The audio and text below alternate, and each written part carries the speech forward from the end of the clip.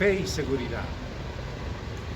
Una fe como la de un niño, esa total confianza que nos lleva a aceptar lo que Dios promete y a creer en sus promesas. Esta debería ser la manera de actuar de cada creyente. Cuenta una historia que dos niños, los cuales se habían alejado de su casa, que estaba cerca de un espeso bosque, al caer la tarde y quedar oscuro el camino, los pequeños se confundieron perdiéndose en medio del bosque. Al ver sus familiares que los pequeños no regresaban a casa, salieron en su búsqueda, misma que duró toda la noche y el día siguiente, hasta que finalmente encontraron a los niños. Aliviados por el encuentro, los padres le preguntaron a sus hijos qué habían hecho al darse cuenta que estaban perdidos en medio de la nada.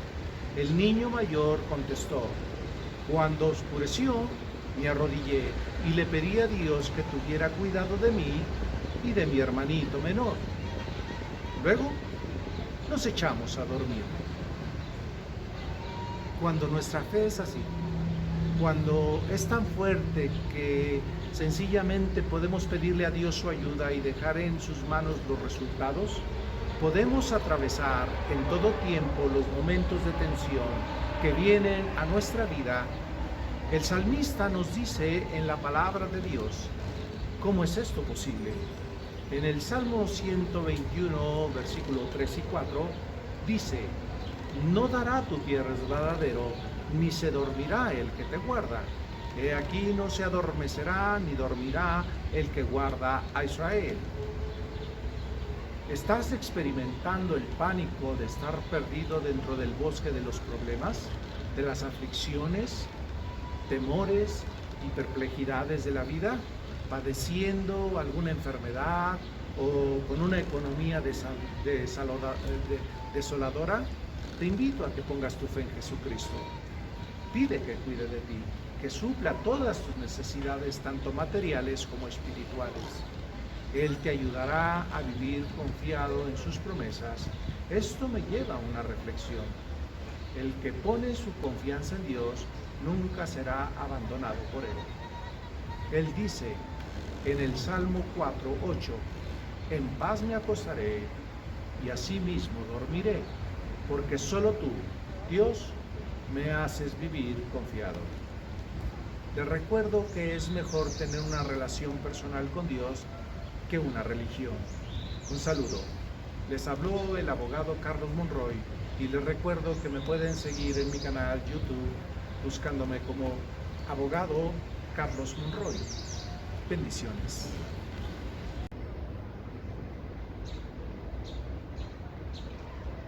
Hola, me da gusto estar nuevamente con ustedes. Les habla el abogado Carlos Monroy y este es el canal de ustedes, de cada uno de ustedes, YouTube, abogado Carlos Monroy. Así es como me pueden identificar para aquellos que son nuevos, que están por primera vez viendo alguno de estos capítulos de estudio bíblico y que pueden localizarme, lo pueden hacer a través de abogado Carlos Monroy. Bien, antes de iniciar el estudio, les recuerdo que no deje de darle like, hágale clic o manita arriba o me gusta o también suscribiéndose al canal. Todo esto que usted puede hacer como parte de estar viendo cada uno de los estudios cuando salen en la plataforma, hacen que entre más se vea y entre más movimiento tengamos haciéndole clic, hace que el algoritmo de YouTube pueda reproducir con mayor cantidad de veces los videos, y esto trae como consecuencia que muchos puedan escuchar la palabra de Dios y conocer de los estudios bíblicos, pero sobre todo que vengan al convencimiento de que en Jesús pueden encontrar al Salvador personal que necesita cada uno de nosotros. Recuerde que es mejor tener una relación personal con Dios que una religión. En otras ocasiones les he comentado que yo no les hablo de religión, no les hablo de iglesia en particular, no tengo por qué hablar absolutamente de alguna religión o de alguna iglesia. Es mejor tener siempre una relación personal con Dios. También le invito para que usted pueda, si así lo desea, apoyar el evangelismo mundial que estamos llevando a cabo. Recuerde que necesitamos de su apoyo.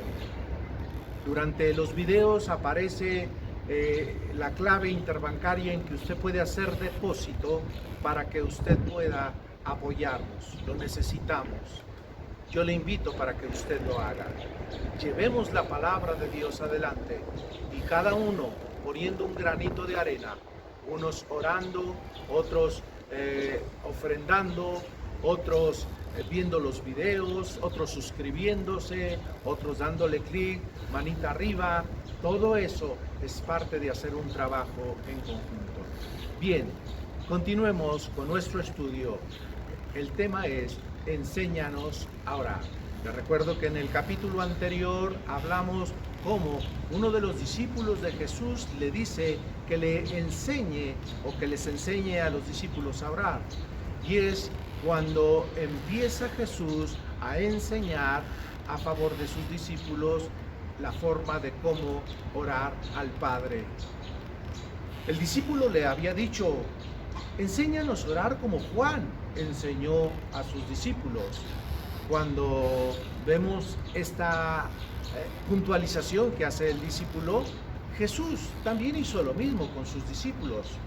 Y es que todo aquel que es un líder espiritual, no solamente les enseña cantidad de cosas, entre ellas la oración como parte fundamental de un crecimiento sano en la vida de todo cristiano. Puesto que se estaba haciendo esto, es importante considerar que es obvio que era un agua refrescante para la vida de los discípulos, ya que estaba llegando una palabra nueva a sus vidas, una palabra fresca, más digerible que la que en ese entonces había por parte de los religiosos fariseos y escribas de ese tiempo. Y esa palabra venía a través por Jesucristo, el Hijo de Dios. La Biblia dice, empecemos el estudio, en Mateo 6, del 9 al 13, dice: vosotros pues oraréis así: Padre nuestro que estás en los cielos, santificado sea tu nombre. Versículo 10, venga tu reino, hágase tu voluntad, como en el cielo, así también en la tierra. Versículo 11, el pan nuestro de cada día, dánoslo hoy. Versículo 12, y perdónanos nuestras deudas, como también nosotros perdonamos a nuestros deudores. Versículo 13, y no nos metas en tentación, mas líbranos del mal, porque tuyo es el reino, el poder y la gloria por todos los siglos. Amén. Cuando Jesús mencionó el Padre Nuestro, quería enseñarles a sus discípulos qué cosas se pueden expresar cuando se ora. El Padre Nuestro es una especie de manual o guía práctica que permite tener las bases de lo que debe involucrar o incluir cuando oramos a Dios, cuando nos dirigimos a Él. En el Padre Nuestro hay expresiones que se deben considerar esenciales o que deben rigurosamente incluirse. Esto es, no pueden faltar. Y hay otras que pueden quedar a criterio del que está orando. El Padre Nuestro me recuerda mucho a los contratos que muchas veces tengo que ver en el ejercicio de mi profesión. Por lo que, si me permiten, lo mencionaré para apoyarnos un poco, utilizando como ejemplo, porque se asemeja entre lo que es el Padre Nuestro y los contratos que a veces veo en mi profesión, guardando siempre las debidas proporciones. Obviamente, el Padre Nuestro y los contratos son cosas muy diferentes. Lo que estoy buscando es que el contenido de lo que hay en los contratos se asemejan a lo que es el Padre Nuestro y me puede servir de ejemplo para que podamos entender mejor la enseñanza. Entonces, solo lo expresaré para hacer más accesible el tema que estoy desarrollando. Cuando hablamos de contratos en materia civil, observaremos sabemos siempre que hay cláusulas que llamamos cláusulas esenciales y hay otras cláusulas que son de validez. No entraré en tecnicismos o de derecho profundo, pero lo relacionado a las cláusulas de un contrato, diré que existen cláusulas que son esenciales, por lo que si en un contrato no quedan escritos ciertos conceptos o no son expresados con toda claridad, el contrato estará afectado de una nulidad que le podemos llamar nulidad absoluta. Esto es, se invalida el contrato. Pero también a lo que llamamos nulidad relativa, esto es, que una vez subsanado aquello que lo invalidaba, el contrato vuelve a tener la eficacia correspondiente. Pero ya no entraré en mayores profundidades en conceptos jurídicos respecto a cosas teóricas y lo que dice la ley. Más bien, iré a la parte práctica. Entre otras cosas, cuando celebramos un contrato, por ejemplo, deben quedar bien identificadas las partes que intervienen en el mismo. Así entonces podremos decir que Juan de las Manzanas hace un contrato con Pedro de las Calabazas, por decirlo de alguna manera. Con esto estamos diciendo que para la elaboración del contrato participan Juan y Pedro. En el Padre Nuestro, claramente Jesús hace una mención parecida a la de los contratos, identificando quién interviene en la oración cuando se ora. Usted está interviniendo como una de las partes y la otra es el Padre Eterno, Dios. Así lo hace notar Jesús cuando dice en Mateo 6:9, Padre nuestro. Esto es tan importante como esencial, ya que sabremos a quién nos dirigimos al estar orando. Jesús lo deja claro, ya que nos permite saber con quién estamos interrelacionándonos. La oración es la comunión con y para el Padre y con nadie más. Entonces, cabe hacernos una pregunta. Si estamos orando al Padre, ¿es correcto orar a alguien más que no sea el Padre? ¿Es correcto orar a alguien más que no sea Dios? Cuando Jesús nos está diciendo que es tan importante orar pronunciando el nombre del Padre, por consecuencia queda excluido de la oración cualquier otro personaje, cualquier otro sujeto, cualquier otra cosa, absolutamente cualquiera que sea, ya sea que tenga un nombre X, Sebastián, Pablo, Juan, Rosa o Angélica, etcétera. Jesús es claro y nos dice que oremos al Padre. Y cuando dice al Padre, está identificando su nombre. ¿Con quién estamos llevando a cabo un tiempo de oración? Siempre se iniciará como un elemento esencial. Es necesario decir con quién se está dirigiendo. No nada más tiene que pensarlo sin mencionarlo. No es suficiente. Expréselo, no se limite. Diga su nombre, diga Padre.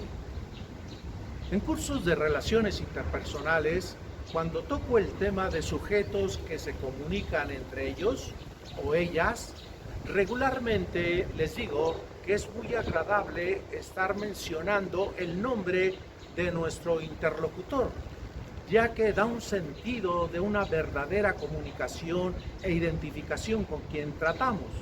Es más, las personas que nos escuchan se sentirán agradecidas interiormente de que su nombre esté siendo mencionado constantemente por quien está al frente como su interlocutor. Jesús hace notar que es bueno entrar en una etapa de intimidad cuando nos está enseñando a orar. ¿Qué me quiere decir, abogado, con eso de que entramos a una etapa de intimidad? Sígame, se lo explicaré. Dios es Dios de todos aquellos que quieren ser sus hijos. Es nuestro Padre. Pero también he de decir que Dios es Dios de todos, lo quieran o no creer, quieran o no aceptar la existencia de Dios. Me gustaría que pensaran por un segundo cuántas personas de aquellas que sí reconocen la existencia de Dios, incluido un servidor, incluido usted, todos aquellos que ya son cristianos, todos los que habitamos en general la tierra, en este mismo momento, somos millones de personas, pero sabe que cuando vamos en oración al Padre, Él nos da un sentido de pertenencia, de que es nuestro Padre, sin importar que entre tantos millones de personas que pueden estar orando en el mismo momento en que usted o yo estemos haciéndolo, en cualquier parte del mundo, Él nos dice que le digamos, como dice Mateo 6:9, Padre nuestro. Es notable que cuando Jesús nos invita a que le digamos nuestro, nos está autorizando, lo está autorizando a usted que al iniciar a orar le pueda decir Padre mío, suyo, de usted. El sentido de pertenencia que le deja tener es total y absoluto. Es suyo y de nadie más. En ese momento, recordemos que uno de los atributos de Dios es su omnipresencia.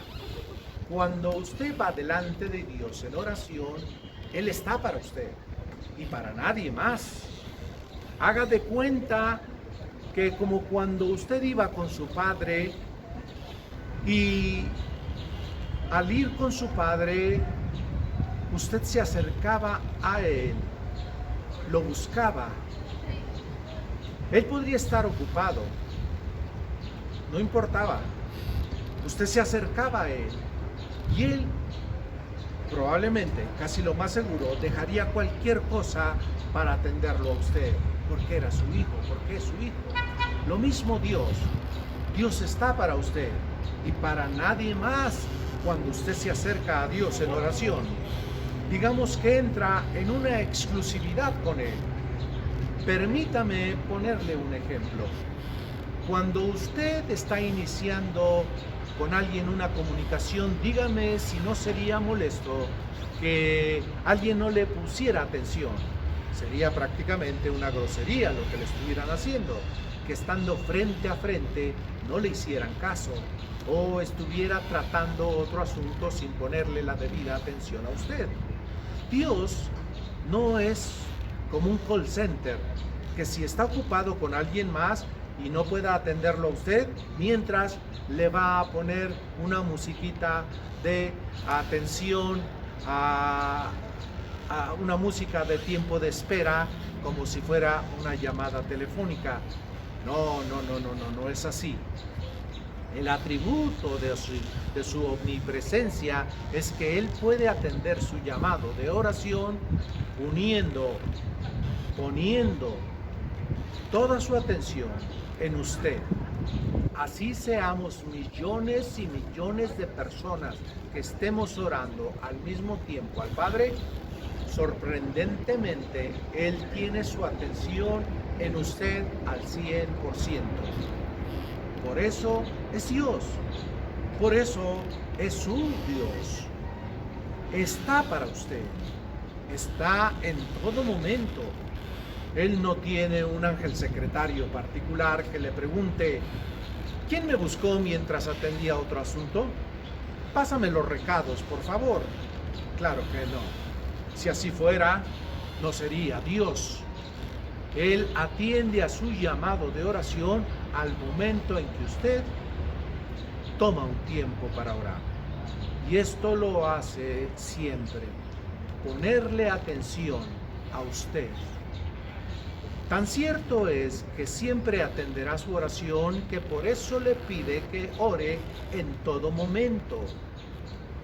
Y esto lo podemos ver cuando Jesús expresó la parábola del juez, el cual no entraré en este momento en detalle de la parábola, pero sí mencionaré como en la introducción de la misma, Jesús está diciéndonos cuál era el mejor tiempo para orar, para ser escuchados por Dios. Fíjese lo que dice Lucas 18:1. También le refirió una parábola sobre la necesidad de orar siempre y no desmayar. Lo voy a repetir y quiero hacer énfasis en lo que es el punto que quiero exponer o resaltar. Lucas 18:1. También le refirió Jesús una parábola sobre la necesidad de orar siempre y no desmayar. En la primera parte de la carta a los Efesios dice Efesios 6:18. Esto lo dice Pablo: orando en todo tiempo con toda oración y súplica en el Espíritu. Repito, orando en todo tiempo. En este pasaje podemos ver cómo el apóstol Pablo dice a la iglesia de Éfeso que ejercitemos en todo tiempo la oración. Con esto, ahora usted ya sabe cuál es el mejor tiempo para orar. Cualquier momento es bueno para acercarse al Padre. Pablo incluye dos conceptos más que tampoco entraré en profundidad en este momento, pero no quita que los pueda mencionar someramente. Y esto es que incluye que al orar podamos hacerlo con súplica. El concepto súplica diré que es un sustantivo femenino, el cual implica que cuando suplicamos realizamos una acción y efecto de suplicar. Utilizando un sinónimo, diré que también se puede entender como ruego. Sin embargo, hay cierta diferencia. Tanto ruego como súplica está implícito implorar o hacer patente una petición, una demanda, una plegaria. Cuando hablamos de los verbos ruego y súplica, estos tienen una connotación mayor o más fuerte, así como urgente, ya que expresa una necesidad extrema. Pondré un ejemplo. El que está pasando por la experiencia de un juicio penal y es ya un acusado confeso, al defenderse está implícito que está expresando en su defensa una súplica de perdón o de clemencia a una autoridad que es el juez, en tanto que rogar es una expresión más suave. Cuando se suplica, se ruega a profundidad, es en extremo, está pidiendo clemencia a aquel que está siendo juzgado. Bien, cuando Pablo habla de que debemos orar en todo tiempo, con oración y súplica, nos está refiriendo que imploremos, que la oración tenga mayor intensidad. Si bien la forma será la misma, el fondo de la oración deberá ser un acto de extrema súplica. Pablo menciona también que esa súplica de la oración sea en el Espíritu, por lo que el concepto de orar en el Espíritu va a la par de lo que es la intensidad. Cuando se ora en el Espíritu, se estará entrando en un esquema de oración muy profundo y lleno de espiritualidad. Más adelante estaré exponiendo este punto con mayor detenimiento, esto de estar orando en el Espíritu. Ya no ore a nada, ya no le ore a nadie. Ahora diríjase. ¿Ha aprendido usted que se ora al Padre? Y cuando ore, exprese que está orando diciendo Padre nuestro. ¿Se fija cómo le decía que hay cosas en los contratos en donde no pueden dejarse fuera de los contratos ciertas expresiones? Así también en la oración. Si bien es cierto, usted puede no mencionar que está orando al Padre por decir, Él sabe que Él sabe que usted está orando hacia Él. Mejor es expresarlo, no nos quita nada. De esta manera estamos haciendo patente que estamos dirigiéndonos al Padre nuestro. Volviendo a los contratos, he de decir que siempre se pone en los mismos los domicilios de quienes intervienen en los contratos. Y usted se preguntará, ¿y por qué se ponen los domicilios? Tiene una razón muy especial, se la diré. Antes, para los efectos de la oración, Dios sabe que no oculta su domicilio. En Mateo 6:9, en el penúltimo párrafo dice que estás en los cielos, Padre nuestro que estás en los cielos. Dios dice por boca del profeta Isaías en el libro de Isaías capítulo 66:1, Jehová dijo así: el cielo es mi trono y la tierra estrado de mis pies. Y se repite la expresión en el libro de los Hechos 7:49. El cielo es mi trono y la tierra el estrado de mis pies. Ahora, en los Salmos también se habla, en Salmos 11:4, Jehová está en su santo templo. Jehová tiene en los cielos su trono. Es cierto que Dios está en todas partes, pero Él habita en los cielos. ¿Usted sabe por qué se ponen entonces los domicilios en los contratos? Se lo explicaré por si es el caso de que tenga que recibir alguna notificación. Sepa que la misma llega hasta el domicilio de una de las partes cuando firman un contrato por razón de ser enterados de algo y puedan responder conforme a lo que a su derecho convenga en las partes que intervienen en un contrato. Eso me permite a mí entender más a Dios, que las notificaciones de cada oración que llegan a Dios, Él no las desecha o las tira a la basura. Todas ellas llegan a su presencia y a su domicilio. Su oración llega hasta el mismo lugar santísimo. El velo del templo se rasgó de arriba abajo cuando Jesús expiró en la cruz. Ahora tenemos acceso directo al Padre Celestial. Aquí, por eso hay un canto que, si usted se lo sabe, cántelo conmigo.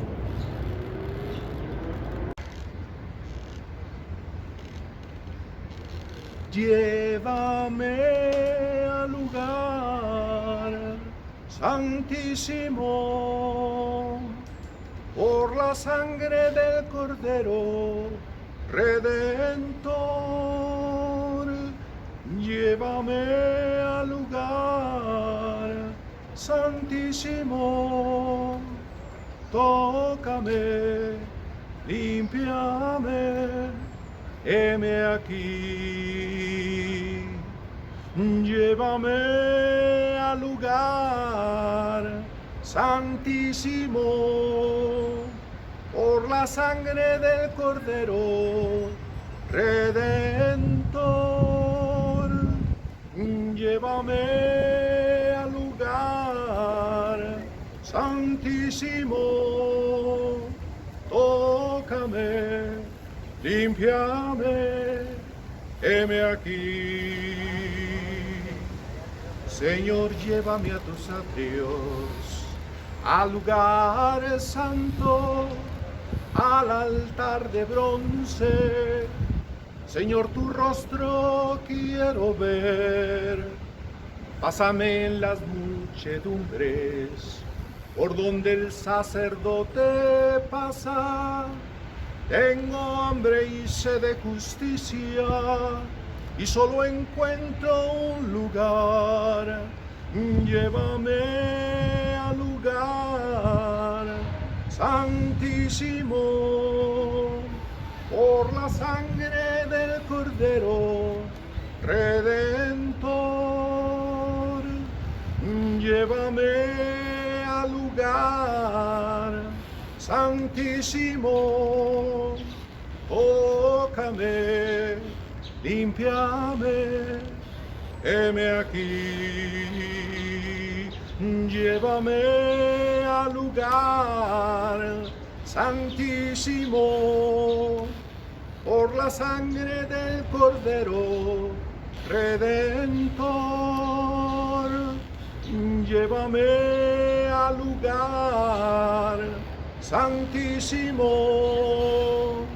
tócame, límpiame, heme aquí. Señor, llévame a tus atrios, al lugar santo, al altar de bronce. Señor, tu rostro quiero ver. Pásame la muchedumbre por donde el sacerdote canta. Tengo hambre y sed de justicia y solo encuentro un lugar. Llévame al lugar santísimo por la sangre del Cordero Redentor.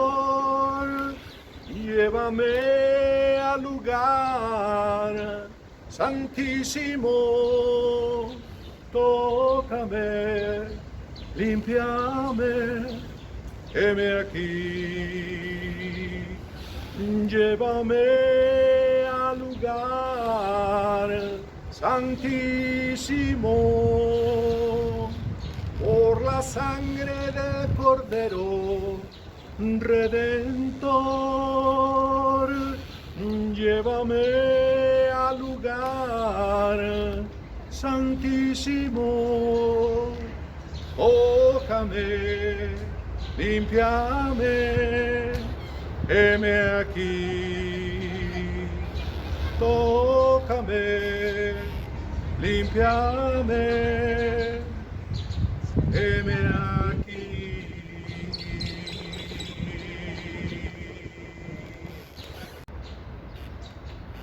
Gracias, Señor. La Biblia dice en el libro de Hebreos, capítulo 10, 19 y 20, así que, hermanos, teniendo libertad para entrar en el lugar santísimo por la sangre de Jesucristo, versículo 20, por el camino nuevo y vivo que Él nos abrió a través del velo, esto es, de su carne. Cuando usted va a visitar a alguien en alguna oficina y lo hacen esperar por largo rato, antes de pasarlo para ser atendido, quiero decirle que esto no ocurre con Dios. No hay antesalas. Cuando usted visita en oración a Dios, no tiene que esperar un largo tiempo para ser atendido. Su presencia y su oración, al momento de estarlas expresando en la oración, está accediendo hasta el mismo trono del lugar santísimo donde se encuentra el Padre Celestial. No hay oración que se diga correctamente que no llegue hasta ahí. Continuando con el Padre Nuestro, en el libro de Mateo 6, 9, en el último párrafo dice, santificado sea tu nombre. Es obvio que en este punto Jesús está enseñando que dentro del tiempo que uno dedique a la oración, también se puede entrar en un tiempo de alabanza, de adoración a Dios. Y entre muchas cosas que podemos decirle a Dios en tiempo de alabanza, de adoración, no hay otra cosa más profunda que reconocer la santidad de Dios. Cuando santificamos a Dios, estamos hablando de reconocer que Él es santo. La figura de un Dios apartado, separado. ¿De qué? Todo pecado, de todo involucramiento de conductas incorrectas, de pecado, de inmoralidad que comúnmente hay en el hombre. Por eso se habla de un Dios santo. Se habla de Dios santo en toda su majestad y en todo su imperio, separado de cualquier cosa humana, separado o apartado del pecado. En el libro de los Salmos 99:9 dice: exaltad a Jehová vuestro Dios y postraos ante su santo monte, porque Jehová nuestro Dios es santo. El nombre de Dios es santo. Libro de Salmos 99:3 dice: alaben tu nombre grande y temible, Él es santo. Cuando hablamos de la santidad de Dios, entraremos ante la presencia de su calidad y perfección moral. Por eso en el libro de Habacuc 1:13 dice en el primer párrafo: muy limpio eres de ojos para ver el mal, ni puedes ver el agravio. Así es la santidad de Dios. Él no puede con sus ojos ver la maldad y vivir en ella. Él no puede ver el agravio entre un ser humano y otro y vivir en paz. La santidad de Dios implica que Él es apartado, sustraerse de cualquier acontecimiento y situación humana, manteniendo su santidad. Así las cosas, usted puede entrar en un momento de la oración en estar únicamente adorando a Dios, santificando su nombre. Se me ha hecho tan corto el tiempo en esta parte de la enseñanza que hasta aquí vamos a dejarlo. Continuaremos enseñando el tema de Enséñanos a orar en un siguiente capítulo. Recuerden, muy pronto, cada semana estamos subiendo un video, un tema de enseñanza, y en estas semanas estamos hablando de Enséñanos a orar. Ese es el tema. La próxima semana tendremos la continuidad del tema Enséñanos a orar. Bendiciones para todos. Gracias.